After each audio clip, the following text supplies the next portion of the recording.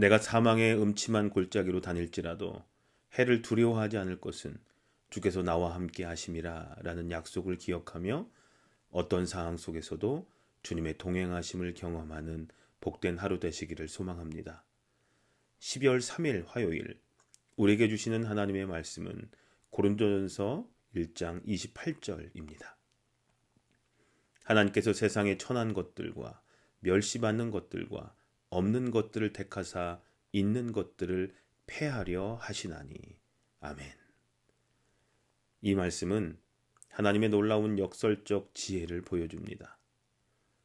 세상의 기준으로 볼 때 천하고 멸시받는 것들을 택하시어 하나님의 영광을 드러내시는 것이 하나님의 방법입니다. 이는 우리의 일반적인 생각과는 매우 다른 하나님의 독특한 역사 방식입니다. 세상의 천한 것들이란 표현은 세상적 기준으로 볼 때 가치 없게 여겨지는 것들을 의미합니다. 하나님께서는 세상이 귀하게 여기는 것들이 아닌 오히려 그 반대되는 것들을 택하십니다. 이는 모든 영광이 하나님께로 돌아가게 하시기 위함입니다. 우리가 스스로 자랑할 것이 없음을 깨닫게 하시며 오직 하나님의 은혜만을 의지하게 하십니다. 멸시받는 것들은 사회적으로 인정받지 못하고 무시당하는 것들을 뜻합니다. 예수님께서도 이 땅에 오셨을 때 가장 낮은 자리를 택하셨습니다. 마국간에서 태어나시고 목수의 아들로 자라나시며 죄인들과 함께 어울리셨습니다.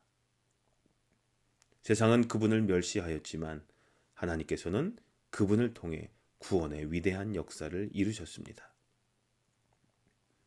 없는 것들이란 표현은 세상이 보기에 능력도 자격도 가진 것도 없는 것들을 의미합니다. 하나님께서는 이러한 것들을 통해 일하시기를 기뻐하십니다. 모세는 말을 잘 하지 못했고 다윗은 작은 목동이었으며 제자들은 대부분 평범한 어부들이었습니다. 하지만 하나님께서는 이들을 통해 놀라운 일들을 이루셨습니다. 있는 것들을 폐하려 하시나니 라는 말씀은 하나님의 궁극적인 목적을 보여줍니다. 인간의 교만과 자랑을 무너뜨리시고 하나님의 영광만이 드러나게 하시려는 것입니다. 세상의 지혜와 권력, 부와 명예가 결코 구원의 근거가 될 수 없음을 보여주십니다. 오직 하나님의 은혜만이 우리의 구원과 영광의 근거가 됩니다. 사랑하는 성도님들, 우리는 어떤 자세로 이 말씀을 받아들여야 할까요? 먼저 우리는 하나님의 선택하심과 일하시는 방법을 겸손히 신뢰해야 합니다. 세상의 기준과 가치관으로 하나님의 일하심을 판단하지 말아야 합니다.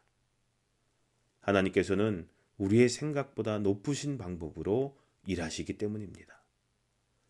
또한 우리 자신의 연약함과 부족함을 인정하되 낙심하지 말아야 합니다. 오히려 그것이 하나님의 능력이 드러나는 통로가 될 수 있음을 기억해야 합니다. 우리의 자랑은 오직 주님 안에 있어야 하며 우리를 통해 일하시는 하나님의 은혜를 증거해야 합니다.